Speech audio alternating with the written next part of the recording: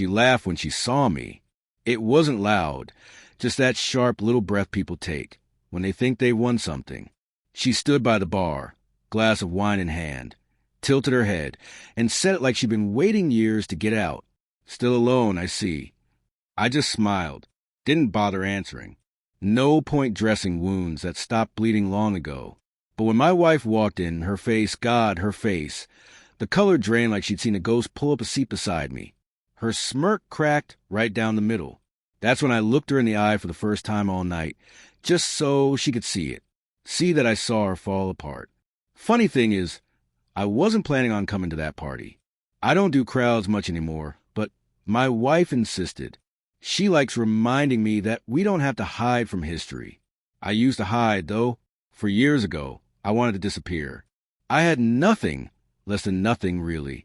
She had made sure of that. Left me with debt, bruised pride, and a mattress on the floor. Said she was tired of waiting for me to become someone. Said loving me was like trying to draw water from a stone. Cold, dry, useless. But I worked. God knows I worked. Back then I was running 2 jobs.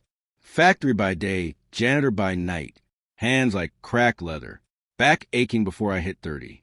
Still, I brought flowers home on Fridays, cooked her breakfast on Sundays, paid her mother's medical bills when the insurance lapsed.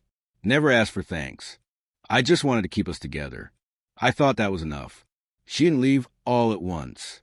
She drifted, started staying out later, took calls in the other room. Small things. But when you know someone long enough, you feel the distance before you can name it. Her laughter stopped reaching her eyes when she looked at me. My jokes landed like stones in water, quiet, sinking fast. She wore new clothes I didn't buy, smelled of perfumes I couldn't afford. She smiled more, just not with me. I remember the night I knew it was over. I come home early, bought dinner from her favorite place, lemon chicken, extra sauce. She wasn't home yet, so I waited. Hours passed. Food went cold. Phone stayed silent. She walked in around midnight. Heels in hand, makeup smudged, hair tousled. I didn't ask. I just looked at her and said, "You're done here, aren't you?" She didn't even deny it. Just stood there staring, like she wished I had the guts to say it first. But I didn't. I just picked up my keys and left. Slept in my car that night. Figured the silence said more than any shouting match could. A week later, she moved out. A month after that, I heard she married some rich guy, an investment banker or something. I didn't check. Didn't need to. She got the life she wanted. Big house, imported wine, first-class flights. She wore success like a second skin. I saw glimpses of it on social media when her friends would tag her. I didn't block her. I didn't stalk her either. But sometimes the past finds you whether you ask for it or not. I stayed small for a while. Worked, saved, kept my head down. People think bitterness is loud, but mine was quiet. It was discipline. No nights out. No new clothes. Just a grind. One day, a friend offered me a hand. Said he knew someone looking for investors in a small construction firm. I didn't know much about business, but I knew about building things, brick by brick. So I learned, took risks, failed, learned some more. Years went by. The hands at once scrub floors were now signing contracts. Quietly. No big announcements. Just growth. Steady as a heartbeat. And then I met her. My wife. She wasn't flashy. She didn't care about suits or cars. She cared about how I carried myself when nobody was watching.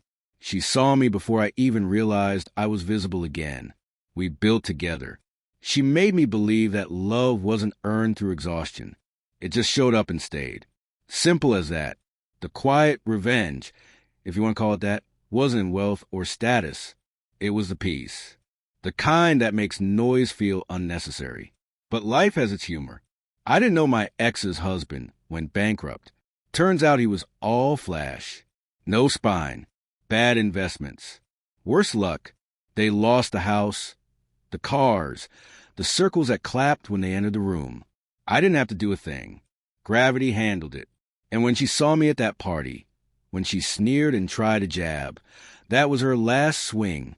She thought I was still that man on the mattress, too small to keep up. But then my wife stepped into the room. Simple dress, gentle eyes, and a presence that didn't need diamonds to shine. My ex couldn't breathe. She looked at my wife like a mirror she didn't ask to look into. Saw everything she gave up, everything she couldn't buy back. She didn't speak after that, just walked away, maybe hoping I'd chase her, ask her why. But I didn't. Some debts collect themselves. I don't hate her. I don't think about her much. But I'm glad she saw, glad she stood there long enough to know that some men don't stay broken. They just build in silence. Funny, people always want a final word, some victorious line. But I've learned that nothing speaks louder than peace. So I let my silence speak. And that was enough.